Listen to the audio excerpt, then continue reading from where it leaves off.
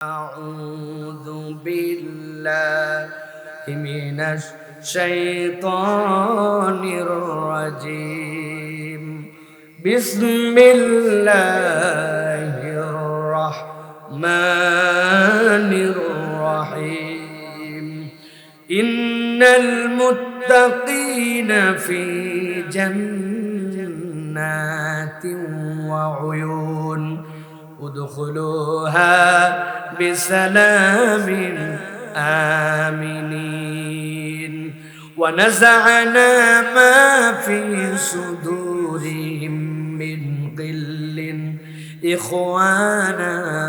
إخوانا على سرر متقابلين আল্লাহ রাব্বুল আলামিন বলছেন, ঠান্ডা মাথায় বোঝেন, দুনিয়াতে রব্বুল আলামিন সৃষ্টির শ্রেষ্ঠ হিসাবে মানুষকে প্রেরণ করলেন। কিন্তু মানুষ হলেই কেবল সৃষ্টির শ্রেষ্ঠ হওয়া যায় না, ওই মানুষ তো এমন মানুষও আছে আল্লাহ যার ব্যাপারে বলেছেন পৃথিবীর বাহিমাতুল আনআম যেগুলা তার থেকেও সে নিকৃষ্ট হয়। শ্রেষ্ঠত্বের সাথে সম্পর্কিত হলে তার স্ট্যাটাস চার্টটার মধ্যে একটাই তাকে থাকতে হবে। এখানে কথা বলতেছে কে?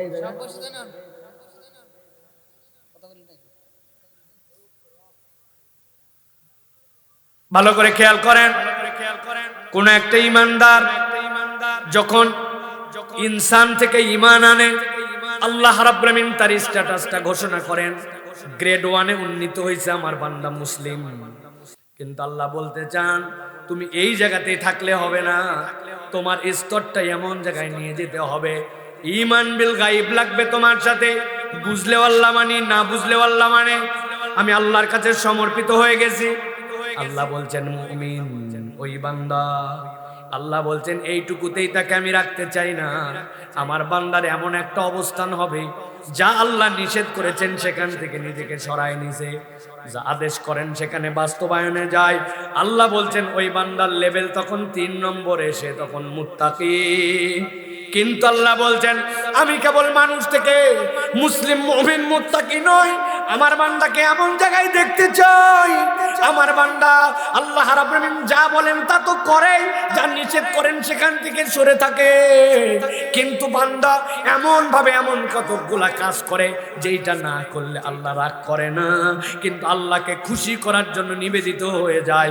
আল্লাহ বলছেন আমার বান্দার অবস্থান তখন আমি আল্লাহ কেবলমাত্র মুমিন মুসলিম মুত্তাকি নয়, আল্লাহর কাছে তখন তাকে আমি মুহসিন হিসাবে লিখে নেই। সুবহানাল্লাহ। আল্লাহ কোরআনে বলছেন ইন্নাল মুত্তাকিনা ফি জান্নাতিন ওয়া উয়ুন, নিশ্চয় মুত্তাকিরা জান্নাতে থাকবে, ঝর্ণার মধ্যে থাকবে। আল্লাহ বলছেন আমি আল্লাহ তাদেরকে ডাক দিয়ে বলবো উদখুলুহা বিসালামিন আমিনিন, তুমি নিরাপত্তার সাথে এখানে ঢুকে যাও। আল্লাহ বলছেন যারা একবার এই গ্রেডগুলোর মধ্যে উন্নীত হয়ে জান্নাতে ঢুকতে পারবে, দুনিয়ায় তার মূল সমস্যা যতই থাক 3টা সমস্যার বাইরে সে কখনো আসতে পারে নাই। আমি আল্লাহ ঢোকার সাথে সাথে আগে 3টা সমস্যা তার থেকে দূর করব। সুবহানাল্লাহ। আল্লাহ বলছেন ওয়ানাযানা মা ফি সুদুরিহিম মিন গিল, অন্তরের মধ্যে তার একটা ঈর্ষা চলেই আসতো, হিংসা না ঈর্ষা। একসাথে 2 জন কোচিং করলো, অমুকের ছেলেটা চান্স পাইছে আপনি খুশি, কিন্তু আমারটা যে পায় নাই এর জন্য মনে ব্যথা, একটা ঈর্ষা কাজ করে। অমুকের জমি হয়ে গেল আমারটা হলো না, অমুকে এইটা পাইলো আমারটা কেন জানি হলো না, মনের মধ্যে একটা ঈর্ষা বান্দা মাত্র এসে যায়। আল্লাহ বলছেন জান্নাতে ঢোকার সাথে সাথে আমি রব্বুল আমিন ঈর্ষা দূর করে দেব। 2 নম্বরে ইখওয়ানান আলা সুরুরিম মুতাকাবিলিন, তাদেরকে ভাই বানায়া সামনে সামনে আমি রব্বুল আলামিন আমার মজলিসে তাদেরকে বসায় দেব। সুবহানাল্লাহ।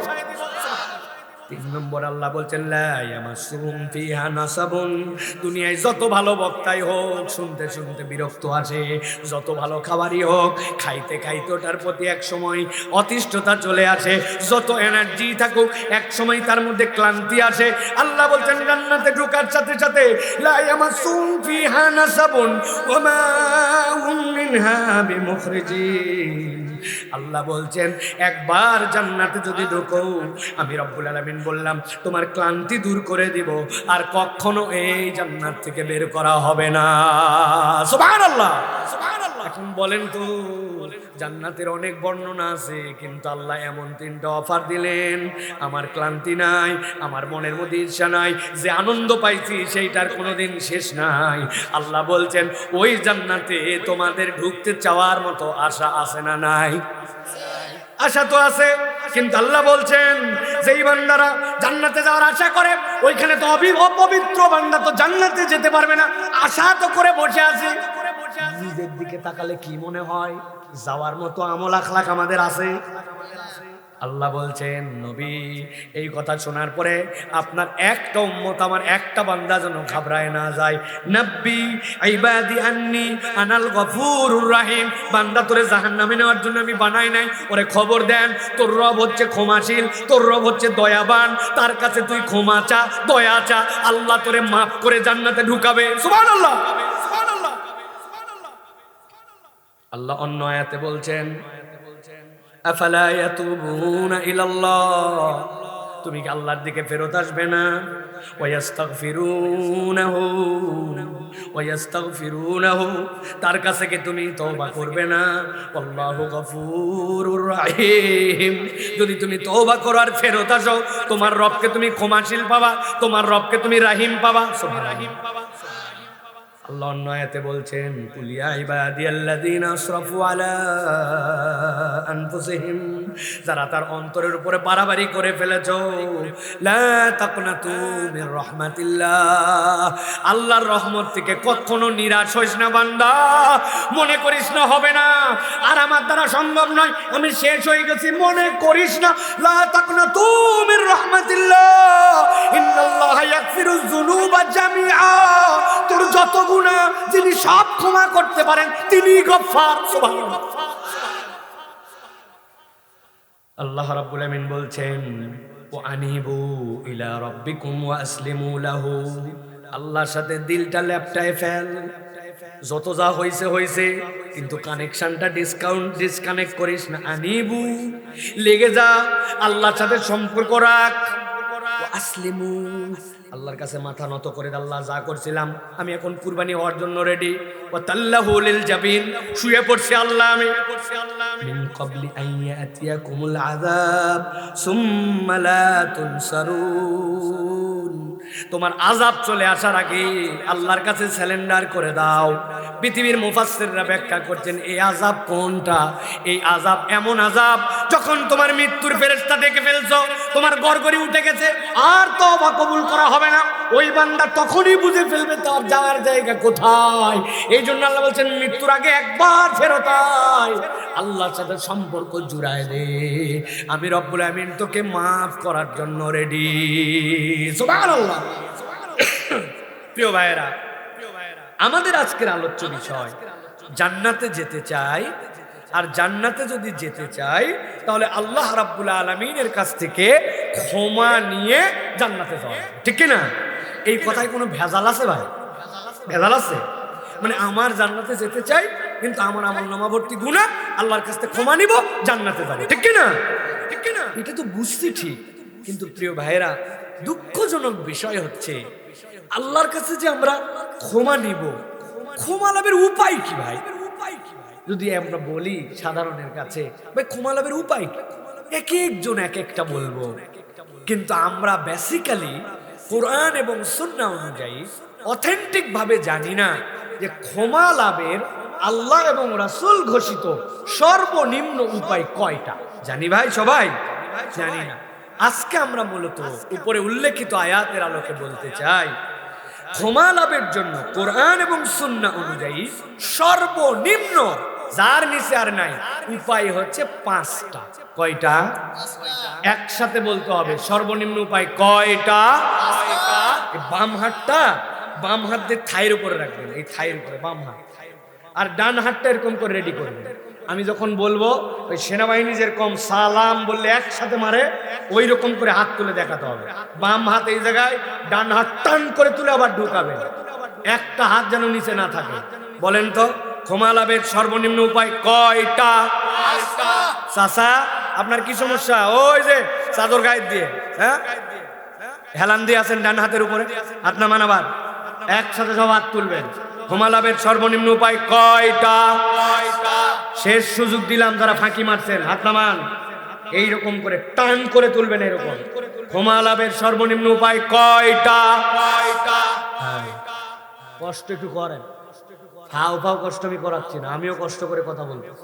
কারণ আপনার গত বছর যে ওয়াজ হয়েছে, ওই বক্তা আপনাদের কাছে কি বলে গিয়েছিলেন যদি জিজ্ঞাসা করা হয়, আল্লাহর কোনো বান্দা এখানে বলতে পারবে না, কারণ সব মাঠে রেখে গেছি, আমরা বাড়িতে নিয়ে গেছি এখান থেকে। আগামীকালকেও একই ঘটনা, চায়ের দোকানে যে বলবে বক্তা ছিল ফাটাফাট। একজন বলছে আমি তো টাঙ্গাইলে আটকে গেছিলাম। ভাই কি ফাটালো? বলছে তা বলতে পারবো না, কিন্তু ফাটাছে। আছে না? অথচ আমি একটা গজল জানি না, কিচ্ছু জানি না, আপনাদের কাছে কি ফাটালাম আমি? আমার ফাটানো নাই, কিন্তু আজকে জোরাতালির সম্পর্ক। এই ওয়াজ আগামীকালকের থেকে আপনাকে করতে হবে। রেডি ইনশাআল্লাহ? কোন কোন মুরব্বী জানি ঘুমাচ্ছিল, তাদের জন্য একবার কানের গোড়া দিয়ে একবার 5টা এরকম করে বলে দিবেন একবার। রেডি সবাই? চাঙ্গা হয়ে উঠে যায়, হ্যাঁ কিয়ামত হয়ে গেছে।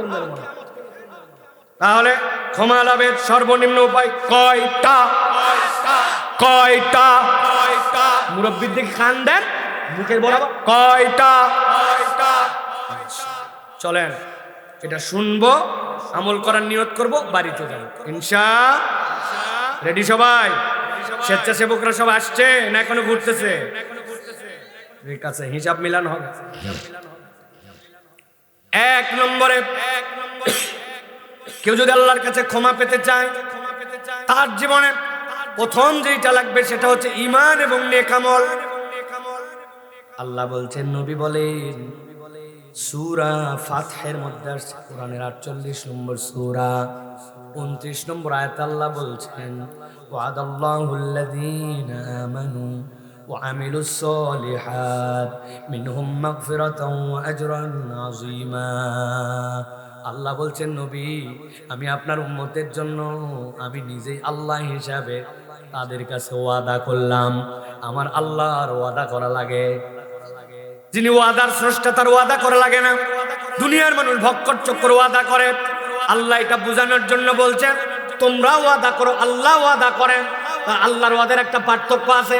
আপনি বাড়ির থেকে যাওয়ার সময় বাচ্চার কাছে ওয়াদা করে গেছেন, বাবা বাজার করে আসার সময় তোমার জন্য ললিপপ আনবো। বাজারের ঠেলায় ললিপপ আনার কথা ভুলে যায় বাপেরা, হয় কিনা? বউয়ের সাথে সেই রকম ভালোবাসা, হঠাৎ হঠাৎ আবেগ বাইরে যায়, হাতের দিকে তাকাইছে, তাকায় বলছে, বউ সেই বিয়ের পরের থেকে তোমার ঘড়িটা, তোমার চুরিটা দেখি ব্যবহার করতে করতে চিকন হয়ে গেল।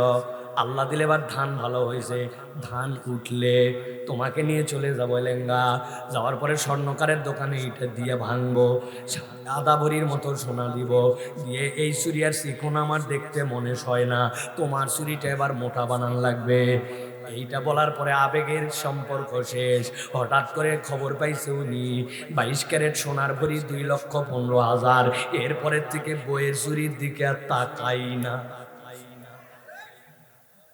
আসেনি ভাই? আমার আল্লাহ রাব্বুল আলামিন বলছেন, আল্লাহ তোমার সাথে এরকম কোন ভক্কর চক্কর ওয়াদা করেন না। ওয়াদাল্লাহুল্লাযীনা আমানু, আল্লাহ বলছেন আল্লাহ ওয়াদা করতেছেন তাদের সাথে যারা ঈমান আনে। আর আল্লাহ বলছেন ওই ঈমান এনে বসে থাকে না, ওই ঈমানের সাথে ওয়া আমিলুস সলিহাত, নেক কাজ করে। আল্লাহ বলছেন আমি আল্লাহ ঘোষণা দিলাম, মিনহুম মাগফিরাতাও ওয়া আজরান আযীমা। আমি আল্লাহ বলে দিলাম তাদের সাথে আল্লাহর ক্ষমা জড়িত হয়ে গেল, ঈমানের সাথে নেক আমল যুক্ত হলো, আল্লাহ তাকে ক্ষমা করে দিলেন। সুবহানাল্লাহ বলে। আজরান আযীমা, মুফাসসিররা ব্যাখ্যা করছেন আজরান আযীমা একটাই, আল্লাহ ওই বান্দাকে জান্নাতে তার দিদার দিয়ে দিবেন। এখন আমরা মনে করছি সহজ তো ব্যাপার হুজুর, ঈমানও আছে নেক আমলও আছে। এখানে যারা আমরা আল্লাহর কাছে বুক ফুলাই এইটুকু তো বলতে পারি আমরা ঈমানদার, ঠিক কি না? কিন্তু নেক আমল আছে কিনা আমাদের সাথে? আসেনি? আছে হুজুর, আছে আছে। কি কি আছে বলেন? নামাজ পড়ি, রোজা রাখি, হজ যদি ফরজ হয় করব, যাকাতও দেই, নামাজ রোজা হজ যাকাত এগুলা আমাদের নেক আমল, ঠিক কিনা? ঠিক কিনা? এত আওয়াজ দিয়ে ঠিক বলেন না ভাই, আগে একটু হিসাব বরাবর করেন। আমি আপনার কাছে বলতে চাই, নামাজ রোজা হজ যাকাত এইগুলা নেক আমল নয়। কি সাংঘাতিক কথা! নামাজ রোজা হজ যাকাত নেক আমল না? নেক আমল আবার কোনটা? মুরব্বীরা উত্তর দিবেন না। একটা উদাহরণ দেই, আপনারা এখন বুঝবেন। শুধু তরুণ আর যুবকরা বলো, তোমাদের এলাকায় কোনো প্রাইমারি স্কুল, হাই স্কুল আছে? আছে? চারটা প্রশ্ন এবার দেখো তো মিলে কিনা আমাদের এলাকার স্কুলের সাথে। ওই স্কুল যদি প্রাইমারি বা হাই স্কুল হয়, তার একটা ঢোকার সময় আছে, তার একটা স্কুলের ড্রেস আছে, ওই স্কুলের পরীক্ষা দেওয়ার পরে ওই স্কুলের পাস মার্ক আছে। এখন তোমার এলাকার এক ছেলের ঘুম ভাঙে না, স্কুলের টাইম 7টায়, 7:30টায়, 8টায়। ওই ছেলে বলছে যাদের যাওয়ার সময় তখন তারা যাবে, আমি যখন উঠবো তখন যাব। চলবে তো? ওই স্কুলের উপরের ড্রেস ব্লু কালার, নিচে কালো প্যান্ট। ওই বলছে যার বাপ মা ফকির তারা ওটা পরাবে, আমার বাপ বিদেশে থাকে, আমার সাদা আছে, কালো আছে, পাঞ্জাবি আছে, ফতুয়া আছে, টি শার্ট আছে, জ্যাকেট আছে, এক এক দিন এক একটা পরে যাব। হবে হবে হবে।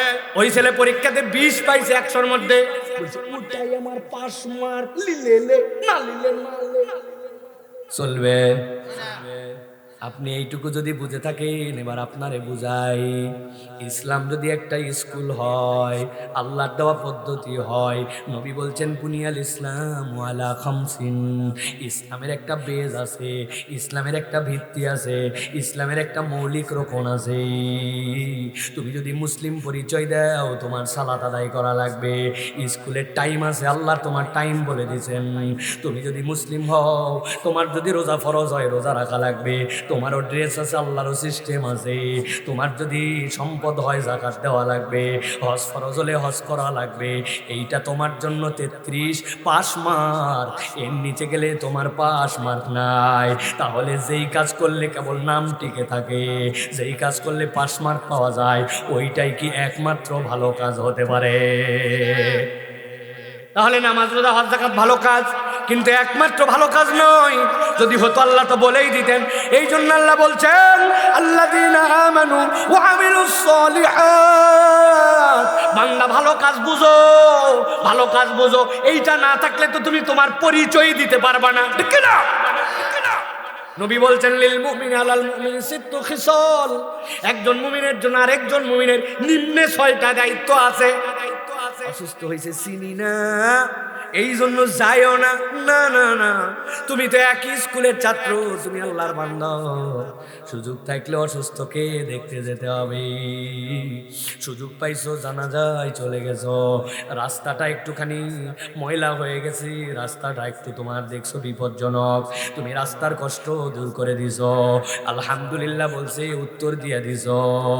আল্লাহ নবী বলছেন এইগুলা এমন কাজ যেইগুলা বান্দাকে তার আল্লাহর ক্ষমার ট্রাকের মধ্যে উঠায় দেয়, রাস্তার মধ্যে বান্দা উঠে যায়। ওই বান্দা নিজের আমল বাড়ানোর জন্য চেষ্টা শুরু করে দেয়।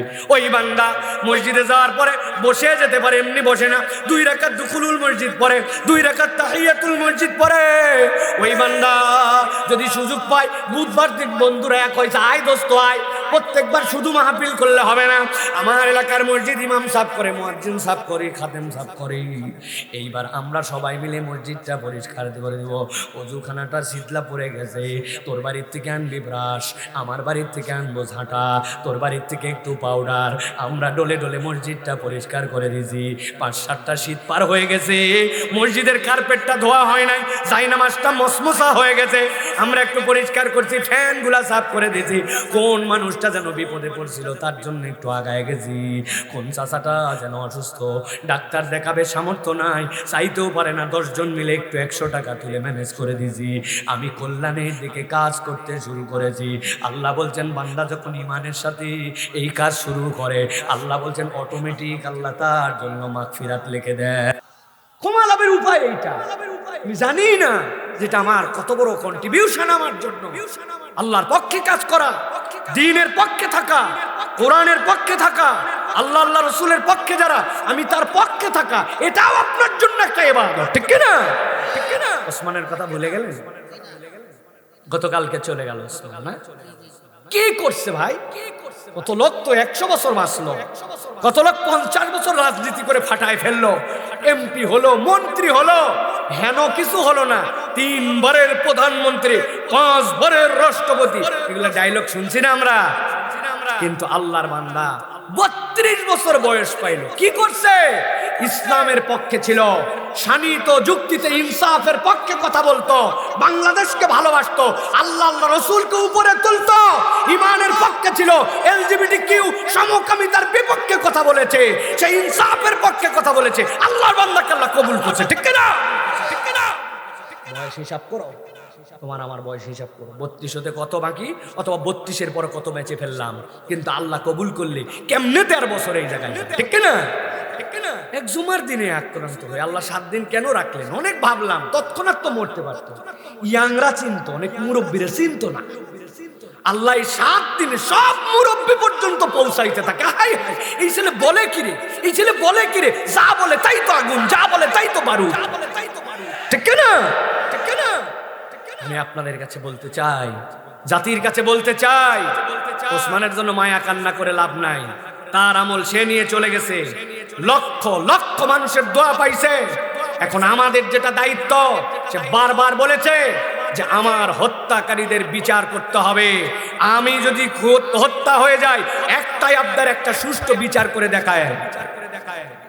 আবেগের বক্তব্য দিচ্ছেন, তোমাকে বিদায় দিতে আসি না, এই সকল কথা অন্য লোকেরা বলবে, আমি বলবো, সাধারণ লোক বলবে, রাষ্ট্রের দায়িত্বতে থাকবে, সে দীপ্ত কণ্ঠে বলবে, তোমার বিচার করব, তোমার আসামিদেরকে ধরে দৃষ্টান্তমূলক শাস্তি দেব, এতদিনের আলটিমেটাম দিলাম, চেষ্টা করব। এটা হবে রাষ্ট্রের প্রধানের বক্তব্য। রাষ্ট্রের প্রধান কোনো আবেগ দিবে না, ঠিক না? ভুয়া আবেগ আমরা শুনতে চাই না। আবেগ মোটিভেশন দেওয়ার বহুত লোক আছে, পাড়া মহল্লার লোক ওই কথা বলে। আপনারা বিচার করে দেখান, হিম্মত থাকলে আসামি নিয়ে এসে দেখান, কোথায় আছে দেখান। একদল কোথার থেকে বলতেছে দেশের থেকে বাইরে চলে গেছে, আরেক দল বলছে দেশে আছে। এত বিভ্রান্তিকর কথা আমরা শুনতে চাই না। আমরা ওসমান হাদির বিচার দেখতে চাই। প্রিয় ভাইয়েরা, আপনারা শপথ নেন আল্লাহ রাব্বুল আলামিনের জন্য ডেডিকেটেড হওয়া, কোরআনের জন্য ডেডিকেটেড হওয়া। হাদির আবেগ বিক্রি করলে হবে না। আমরা এই বক্তব্য দিয়ে আপনাদের কাছে কেবলমাত্র একটা আবেগ সৃষ্টি করবো, এটার কোনো লাভ নাই। হাদিকে অ্যানালাইসিস করেন, 3টা জিনিস তার সাথে ছিল। শহীদি তামান্না, এটা হৃদয় থেকে না আসলে হয় না। জীবন আল্লাহর জন্য দিয়ে দিব, এটা কথায় কথায় বলা এত সোজা না। 2 নম্বর যুক্তিগুলা দেখেন, শানিত যুক্তি, চুখার মেধা, তার প্রয়োগ। আপনি আজগুবি একটা কথা বলবেন, খালি হই হই করবেন আর গরম মারবেন, এই দিন নাই। আপনার যুক্তির পিঠে অকাট্যতা এবং আপনার দালিলিক ভিত্তি থাকা লাগবে, ঠিক না? 3 নম্বরে ইনসাফ, মানসিকতা। আল্লাহ বলেছেন ইন্নাল্লাহা ইয়ামুরুকুম বিল আদলি ওয়াল ইহসান। আল্লাহ দায়িত্ব দিয়েছেন তোমাকে আদালতের পক্ষে থাকতে হবে। You will be the last person. তুমি হবে পৃথিবীর শেষ ব্যক্তি। দুনিয়া একদিক হতে পারে, আমি কখনো ইনসাফ থেকে ফিরবো না, আদালতের বিপক্ষে যাব না, আমার থেকে ন্যায় আনুগতা বিদায় নেবে না। এইটাই হবে আগামীর শপথ, ঠিক না? তরুণ রাজি আছো? রাজি আছো? আল্লাহ কবুল করবেন, আল্লাহুম্মা আমিন। আমরা ওসমানের জন্য দোয়া করব ইনশাআল্লাহ। 1 নম্বরে ঈমান এবং নেক আমল, মনে থাকবে তো? 2 নম্বরে আল্লাহর কাছে যদি ক্ষমা পেতে চাই, আল্লাহ বলছে ক্ষমা পাওয়ার জন্য উপায় হচ্ছে আল্লাহর কাছে ক্ষমা চাওয়া লাগবে। মনোযোগ দেন, ঠান্ডা মাথায়। এই জায়গায় দিলের বুঝ নেওয়ার মতো কথা আছে। আল্লাহ কোরআনে বলছেন ওয়ামাইয়া আমাল সুআন আও ইয়াজলিম নাফসাহু, তোমাদের মধ্যে থেকে কেউ যদি ভুল করে ফেলে, আও ইয়াজলিম নাফসাহু, অন্তরের উপরে যদি জুলুম করে ফেলে, সুম্মা ইয়াস্তাগফিরিল্লাহ, এরপরে আল্লাহর কাছে ক্ষমা চায়, ইয়াজিদিল্লাহ গফুরুর রহিমা, আল্লাহ বলছেন সে আল্লাহকে গফুর পাবে, রহিম পাবে। তার মানে মানুষ ভুল করবে, মানুষ অন্তরের প্রতি জুলুম করবে, আল্লাহ বলছেন এই যে ইয়াজলিম নাফসাহু, এইটা যদি বান্দা বুঝে ফেলে তাহলে সে আল্লাহর কাছে ফেরত আসতে বাধ্য। সুবহানাল্লাহ। পৃথিবীতে আল্লাহর সৃষ্টি তিন ধরনের। কয় ধরন? একটা ক্ষণস্থায়ী, একটা দীর্ঘস্থায়ী, আর একটা চিরস্থায়ী। বলেন তো প্রথমটা কি বলছি? মুরগি আপনার সামনেই হলো, একটু বড় হওয়ার পরে মা বলছে মেহমান আসছে ধর, আপনি জবাই করে দিলেন, হলো আপনার সামনে জবাই করলেন আপনি। তাহলে সৃষ্টি আল্লাহর কিন্তু ক্ষণস্থায়ী। আপনি দেখছেন পেঁপে গাছটা বাড়িতে পেঁপে দেওয়ার পরে মরে গেল, কলা হওয়ার পরে ওই কলা কেটে দিয়ে ভিতরের ঘুঙুর বাইর করে পর্যন্ত খাইয়ে ফেললাম, হলো আমার সামনে, চলেও গেল আমার সামনে, ক্ষণস্থায়ী, ঠিক কিনা? এরপরে দুই নম্বরটা বলছি দীর্ঘস্থায়ী। ওই আসমান আল্লাহ সৃষ্টি করছেন, কবে করছেন জানি না, শেষ হবে কিনা, হবে, কিন্তু আমি কবে হবে জানি না। চন্দ্র সূর্য হইল কবে আমি জানি না, কিন্তু সৃষ্টি হয়েছে, কিন্তু এটা যে শেষ হবে, তাহলে হিনিল মানফুস, এইটা যে তুলার মতো উড়বে, এইটাও সত্য, ঠিক কিনা? তিন নম্বরে একটা সৃষ্টি হচ্ছে চিরস্থায়ী সৃষ্টি। কি সেইটা? আল্লাহ বলছেন নবী আপনি জানায় রাখেন, আলমে আরওয়াতে ওদেরকে আমি ডাক দিয়েছিলাম, সৃষ্টি করার পরে সবগুলাকে একসাথে একটা পিপিলিকার হালত, ওই রকম হালত হাদিসের মধ্যে যেটা আসছে ওখানে ছিল। তাদেরকে বলেছিলাম আলাস্তু বিরাব্বিকুম ক্বালু বালা, তোমরা কি তোমার রবকে স্বীকার করো কিনা? সব রূহ বলেছিল হ্যাঁ আল্লাহ। আল্লাহ বলছেন ওই রূহকে তোর মায়ের পেটে দিলাম, দুনিয়ায় সৃষ্টি করলাম, এরপরে আমি আল্লাহ মৃত্যু নামক যানবাহন নিয়ে আসলাম, এরপরে তোকে পরকালে নিয়ে গেলাম। রুহু কিন্তু ওই যে আল্লাহর কাছে স্বীকার করে আসছে, চলতেছে জার্নি, চলতে চলতে কবরে গেছি, হাসরে গেছে, মিজানে গেছে, বিচার ফায়সালা শেষ। আল্লাহ বলছেন খালিদিনা ফিন্নার আও খালিদিনা ফিল জান্নাহ, জান্নাতে ঢুকবি অথবা জাহান্নাম। ওই যে আরওয়াতে সৃষ্টি আর জান্নাতে যাওয়ার পর আল্লাহ বলছেন আর বের করা হবে না। তার মানে ওইটা সৃষ্টির শুরু হয়েছে, শেষ কবে আল্লাহ যারা কেউ জানে না। আল্লাহ বলছেন ওই রুহের জগতে জিন আর ইনসানের রুহটাই একমাত্র আল্লাহর ওইখানে ওই স্বীকারোক্তি নিয়ে আসছিল, বাকিগুলো আল্লাহর অটোমেটিক হুকুমের গোলাম। আল্লাহ বলছেন ওই রুহ তুমি ভাবো না তোমার শেষ হয়ে যাবে, সুযোগ নাই, আল্লাহর মুখামুখি তোমার হয় লাগবে, তোমার ডেস্টিনেশনে তোমার যাওয়াই লাগবে। আল্লাহ এই জন্য বলছেন ওমাইয়া আমাল সুআন আও ইয়াজলিম নাফসাহু, তোর অন্তর তো স্বীকার করে আসছিল রব আল্লাহ, কিন্তু ওই অন্তর বিভিন্ন ধোকায় পড়ে ডানে গেছে বামে গেছে। আল্লাহ বলছেন এখন দায়িত্ব কি? সুম্মা ইস্তাগফিরিল্লাহ, সহজ দায়িত্ব আল্লাহর কাছে ইস্তেগফার কর। আমি আল্লাহ জানাই দিলাম ইয়াজিদিল্লাহ গফুর রহিমা, তুই তোর রবকে দয়াময় ক্ষমাশীল পেয়ে যাবি। তাহলে আমাদের আল্লাহর কাছে ইস্তেগফার করা লাগবে তো ভাই। হুজুরের তো জানাই কথা, জানা কথা জেনেই আমি বলতেছি, বুঝে সুঝে আপনার কাছে বলতেছি, ক্ষমা চাওয়া লাগবে জানি, কিন্তু আমরা যেমনে ক্ষমা চাই ওটা একটা স্বয়ং বেয়াদবি। কেমনে চাওয়া লাগবে শিখি নাই। আসসালামু আলাইকুম ওয়া রাহমাতুল্লাহ, আসসালামু আলাইকুম ওয়া রাহমাতুল্লাহ, আল্লাহুম্মা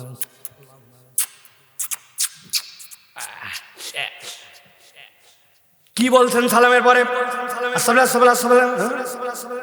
আস্তাগফিরুল্লাহ এইটুকু পর্যন্ত বলেন নাই। কি এইটা আপনার? হুজুর ক্ষমা তো যা লাগবে এমনে। দুইটা উদাহরণ সেট করে দিয়ে যায়, মাথার মধ্যে ঢুকায় রাখবেন। আপনার এলাকায় ইউনিয়ন পরিষদ আছে, ইউনিয়ন পরিষদ থেকে বয়স্ক ভাতা দেয়, চেয়ারম্যানের কিন্তু একটা অনুমতি লাগে, ওয়ার্ড কাউন্সিলের থেকে আবার একটু পাওয়ার পেনশন নেওয়া যাওয়া লাগে। বাপরে গরম হের। চেয়ারম্যান সাহেব দেখা করতে আসছে, কি করলাম, আব্দুল গফুর নামে এক লোক আসছে, এর নাকি বয়স্ক ভাতা লাগবে। চেয়ারম্যান করে ব্যস্ত আছি, 5 মিনিট পর পাঠাও। গমের হিসাবটা মিলাচ্ছি কাউন্সিলরদের সাথে, এই সময় আউটের লোক ঢুকান যাবে না, কাবিখার প্রজেক্টের ভাগ বাটোয়ারা আছে, ঠিক না? সব চেয়ারম্যানের নাই, কিছু কিছু আছে। সব কাজ শেষ, বলে মুরব্বী ডাক দাও। মুরব্বী ভিতরে ঢুকছে। আসসালামু আলাইকুম চেয়ারম্যান সাহেব, আমার নাম আব্দুল গফুর, আমার বয়স হয়েছে 70, আমার কিন্তু একটা বয়স্ক ভাতা সার্টিফিকেট দরকার, দয়া করে তাড়াতাড়ি দিয়ে দেবে। গেলাম, আসসালামু আলাইকুম। চেয়ারম্যান বলছে ধর ধর তো ধর। কি বললো রে? কি বললো মানে যা বলার বলিছি। ভাব দেখেন চেয়ারম্যানের কি পাওয়ার আর কি ক্ষমতা, কিন্তু বেয়াদবের মতো বলছে, হর হর করে বলছে, এই জন্য চেয়ারম্যান লোড নিতে পারে না। কথা বলেন, কথা বলেন। আপনার দুই ছেলে একই নামে গ্রামে আছে, বাপ ভিন্ন, একজন এটা দোষ করে আসছে, ওর নাম ধরেন আরমান আলী, দুইজনারই ধরে নিয়ে চলে গেছে পুলিশ। ওর বাপের তো মাথা খারাপ, কি রে যায় থানায়, দেখে বাহিরের ডাইজেস্টের মধ্যে লেখা আরমান আলী, পিতা আব্দুল গফুর মাতব্বর। আরে আব্দুল গফুর মাতব্বরের বেটা ছাড়া আমার নাম হচ্ছে অমুক, আর ওটা হচ্ছে আব্দুল গফুরের ছেলে, দুইজনের এক নাম, ভুল করে ধরে নিয়ে গেছে পুলিশ। থানায় চলে গেছে, উনি ওসির জন্য অপেক্ষা করতেছে। যাওয়ার পরে প্রুফ দিবে, এই যে আমার ন্যাশনাল আইডি কার্ড, এই যে আমার বেটার সার্টিফিকেট, যা আপনি যাকে ধরে আনছেন সেই লোক এই লোক নয়। ওসি সাহেবের কাছে এই কথাটুকু শুধু বলবে। ওসির কি পাওয়ার আর কি ক্ষমতা আর কি ঘোড়া, আপনি তো সবই বোঝেন। ওইখানে যাওয়ার পরে এখন যেই লোকের বেটা আটকাইছে, ও ওসির সামনে যাওয়ার পরে বলতে যায়, আমার বেটা নাম মানে আমার নাম কিন্তু আব্দুল গফুর, আপনি ভুল করে চলেছেন, একজন ক্যামেরা পার থেকে আপনার খবর হয়ে যাবে, কিন্তু তাকে ওকে বাইর করে দেন। পুলিশ বলবে পরে দেখা যাবে কি ঘটনা, আগে একে বাম। কথা ঠিক না? আমি এর থেকে বেশি আর বোঝাতে পারবো না ভাই। সাধারণ একটা মানুষের পাওয়ার নাই, তার কাছে আপনার এক্সকিউজ উপস্থাপনের জন্য আপনি তাড়াহুড়া করেন, এলোমেলো করে বলেন, আদবের সাথে না বলেন, ওই লোক খেপে যায়। আর আমার সারা জীবনের গুনাহ মাফ নেওয়ার জন্য আল্লাহর কাছে আমি দাঁড়াইছি, আমার হাতে সময় নাই। এরকম বেয়াদব বান্দা আছে না নাই? তারা তারা আমি এক নম্বর, আমি এক নম্বর। সারা জীবনের গুনাহ আমার আল্লাহর কাছে আমি তাহাজ্জুদের সময় উঠে জীবনে 15 মিনিট কাঁদছি। চোখগুলা মনে হচ্ছে বের হয়ে যাবে, যেন সিজদার থেকে মাথা উঠাই না। আল্লাহ, আমার জানা গুনাহ, অজানা গুনাহ, ছোটবেলার গুনাহ, বড়বেলার গুনাহ। প্রাইভেট পড়তে যাচ্ছিলাম, ঢেল মারছিলাম বড়োয়ের কাছে, ওইখান থেকে 2টা বড়ই খাইছিলাম, অমুকের আম গাছ থেকে আম পাড়ে খাইছিলাম, ইচ্ছা করে আল্লাহ গরু ছাগলের খুঁটি ঢিল করে রাখছিলাম যাতে উঠে পাশের খেতে একটু খাইতে পারে। কেউ জানে না, কিন্তু ঢিল যে দিছিলাম এটা আমি জানি। আল্লাহ, আমার গুনার কোনো শেষ নাই। আল্লাহ, তোমার কাছে আজকে মাথা নামায় দিছি। আল্লাহ তুই আমারে মাফ কর, আল্লাহ মাফ কর, আল্লাহ মাফ কর। আধা ঘন্টা চোখ ভাঙ্গায় কান্না আনছি, এক একটা সিজদা 15 মিনিট দিছি, হাত তুলে আল্লাহর কাছে গফুর গাফফার, গফুর গাফফার, আল্লাহ তুই আমারে মাফ কর, মাফ কর, মাফ কর। হাত নেমে যায়, আবার উঠাইছি, হাত থাকতে চাই না, আবার উঠাইছি, আল্লাহ মাফ কর।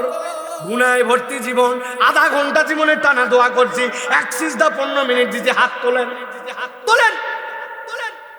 আল্লাহ এমনি বলেন নাই সুম্মা আস্তাগফিরুল্লাহ। বান্দা ঠোঁটের কথা ইস্তেগফার হয় না, ইস্তেগফার দিলের থেকে করা লাগে। হুজুর আমার বেটার জন্য দোয়া করেন, 500 টাকা আবার হাদিয়াও দিছে। আমার ছেলের চাকরির জন্য দোয়া করেন। আরে ভাই, আমি তো কন্ট্রাক্টর, মূল মালিকের কাছে আপনি আপনার এজেন্ট। আপনি আপনার সন্তানের জন্য জীবনে দোয়া করলেন না 15 মিনিট? জুম্মার দিন আসর থেকে মাগরিব মসজিদ থেকে বাড়াই নাই, আজকের বিকাল আমার বাচ্চার জন্য দিয়ে দিলাম। ওরে মানুষ বানাও, বানাও, বানাও, আল্লাহ দিবি না কেন, দিবি না কেন? আসর থেকে মাগরিব কান্দা আসে না, তাও ছাড়ে না, ছাড়ে না। কখনো সিজদায় চলে যায়, কখনো রুকুতে চলে যায়, কখনো হাত তুলে বলে, কখনো দাঁড়ায় বলে, কখনো বুকে কোরআন শরীফ নিয়ে বলে। 1 ঘন্টা 1.5 ঘন্টা সন্তানের জন্য দোয়া করতে করতে পাগল হয়ে গেছে। মনে করছে সন্তান অটোমেটিক হয়, অটোমেটিক হয় না। বাপ মায়ের দোয়া লাগে, দোয়া লাগে, দোয়া লাগে। বলেন বাচ্চার দোষ, বাচ্চার দোষ। আপনি দোয়াই করেন না আপনার নাতির জন্য। আল্লাহ আমি চলে যাব দুনিয়ার থেকে, আল্লাহ ওই ইমাম বুখারীর মতো আমার নাতিকে বানাও, ইমাম গাজ্জালি বানাও, ইমাম নববী বানাও, আমার ছেলেটাকে হাফেজ বানাও, আলেম বানাও। ইব্রাহিম আলাইহিস সালাম 4000 বছর আগে দোয়া করছে, রব্বানা ওয়াবাস ফীহিম রাসূলাম মিনহুম। নবী বলছে 4000 বছর পরে আল্লাহ ইসমাইলের থেকে একটাই নবী দিয়েছে, আমি মুহাম্মদ সাল্লাল্লাহু আলাইহি ওয়াসাল্লাম, আমার দাদার দোয়ার ফসল। সুবহানাল্লাহ। জানেন না কবে বলবে, কিন্তু দোয়াই করি না, ইস্তেগফারই করি না। কে বলেন বাবা, বলেন বলেন, খালি নিরেট ওয়াজ না, এটা বলেন। ও ইস্তেগফার করলেন, আস্তাগফিরুল্লাহ আস্তাগফিরুল্লাহ আস্তাগফিরুল্লাহ, এটা স্বয়ং বেয়াদবি। নবীজি 70 বারের উপরে ইস্তেগফার করলো, আর আমি মনে করলাম আমার গুনাহ খাতাই নাই বোধহয়, আমার হাতে টাইম নাই, I have not enough time. বাপরে, চায়ের দোকানে বসে মোবাইলের দিকে তাকায়া, ওই টিভির দিকে তাকায়, সময় তার শেষই হয় না, স্ক্রল করে করে করে। বল বেটা বল, জীবনে কোনোদিন শেষ পাইছি এই ঘুতানি? তোমার নেট শেষ না হলে শেষ হয় না। শয়তান তোমার এই ঠেলতে লাগাই দিয়েছে, মুরব্বীকে পর্যন্ত লাগাই দিয়েছে, কিন্তু এই মুরব্বী একটু ইস্তিগফারের সময় পায় না। আল্লাহর কাছে হিসাব বরাবর করা লাগবে। আল্লাহ বলছেন আউ ইয়াজলিম নাফসাহু, অথবা অন্তরের প্রতি জুলুম করছে, সুম্মা ইস্তাগফিরিল্লাহ ইয়াজিদিল্লাহ গফুরুর রহিমা। আমি আল্লাহ গ্যারান্টির হলাম, তুই আল্লাহকে গফুর পাবি সাওয়ার মতো যদি ইস্তিগফার করতে পারিস। রাজি রাজি? ভক্কর চক্কর ইস্তেগফার না, সিজদায় চলে যাব আল্লাহর কাছে হাত তুলে কায়মনোবাক্যে টাইম বের করে। এটা অপশনাল না, এটাই মেজর, এটাই মেজর, এটাই পাস তো সব পাস, এটাই ফেল তো নির্ঘাত জাহান্নাম।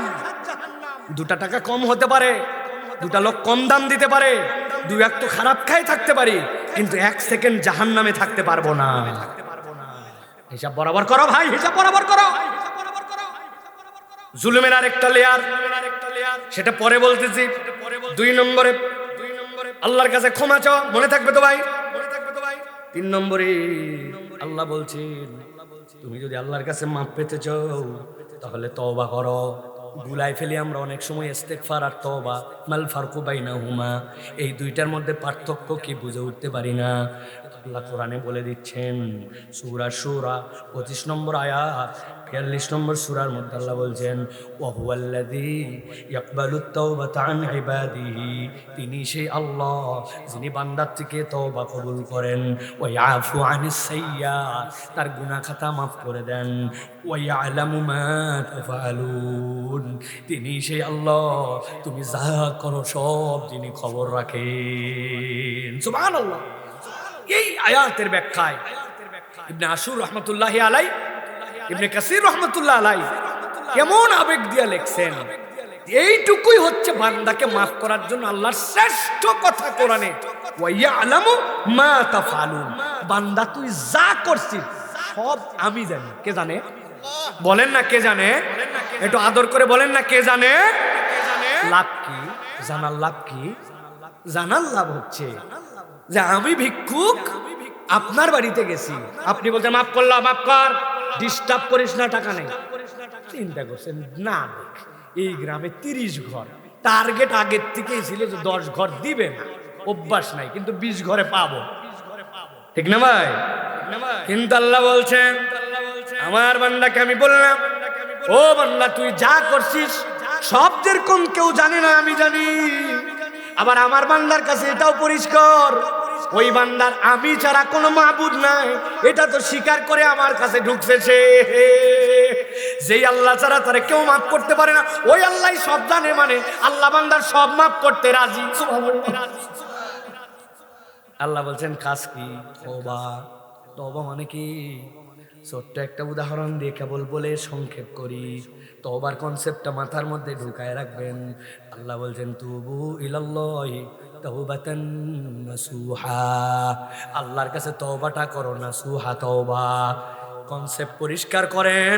নাসুহা তওবা মানে যেই তওবার মধ্যে 2টা জিনিস আছে। কয়টা? সবাই বলে কয়টা?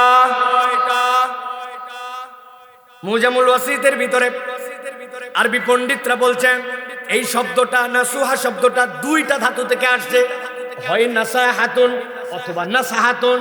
নাসাহাতুন মানে ফিরে এসে পাকা করা। বলেন কি? পাকা করা। পাকা করা মানে কি? চুরি একটা আপনি মনে করছেন ভাঙবো, 2 চুরি মিলে একটা বানাবো, স্বর্ণকারের কাছে নিয়ে গেলে অ্যাসিডের মধ্যে দিয়ে দিবে, দেওয়ার পরে যত খাদ আছে সব চলে যাবে, শুধু যাবেই না, খাদ যাওয়ার সময় আপনার চোখ কান নাক সবগুলা জ্বলায় দিয়ে যাবে। গেছেন করে দিন স্বর্ণকারের দোকানে, এমন অ্যাসিড। নাসাহা মানে বান্দা ফিরে আসছে, পাকা করছে। বান্দা তোর সম্পর্ক নষ্ট হয়ে গেছিল, অনেক দিক থেকে ভেজাল হয়ে গেছিল। বান্দা কোন তোর আল্লাহর সাথে তুই সম্পর্কটা